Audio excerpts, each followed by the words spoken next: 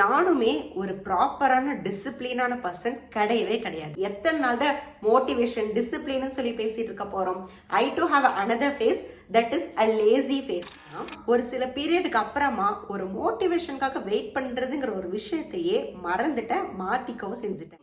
நம்ம தான் ஒரு ரொம்ப பெரிய ரூல்ஸ் பிரேக்கர் ஆச்சு.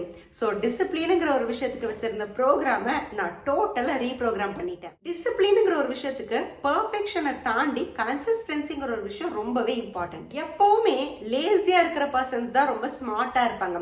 பிகாஸ் இந்த லேசியான பீப்புள்ஸ்க்கெல்லாம் கஷ்டமான ஒரு வேலை செய்யணும்னு சொன்னா கண்டிப்பா அது எங்களால முடியவே முடியாது. நீங்க என்னென்ன ஒர்க் பண்ணணும்னு நினைக்கிறீங்களோ அது எல்லாமே ஜேர்னல் பண்ணி உங்க பில்லோ கிட்டே வச்சுட்டு தூங்கிருங்க.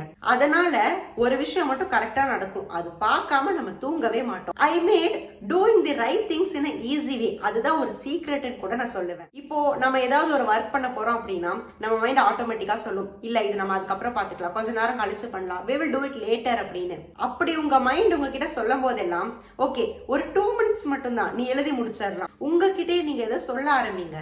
2 minutes சொல்லி நீங்க ஆரம்பிச்சு 20 minutes கூட அந்த ஒர்க் பண்ணுவீங்க. உங்களுக்கு இருக்கிற போரிங்கான ஹேபிட்டா இருந்தாலும் அதை ரொமான்டிசைஸ் பண்ண ஆரம்பிங்க. அது சாதாரணமா ஒரு காஃபி குடிக்கிற விஷயமா கூட இருக்கலாம். அண்ட் இனி ஒரு இம்பார்ட்டன்டான ஒரு விஷயம் பண்ண ஆரம்பிச்சேன்.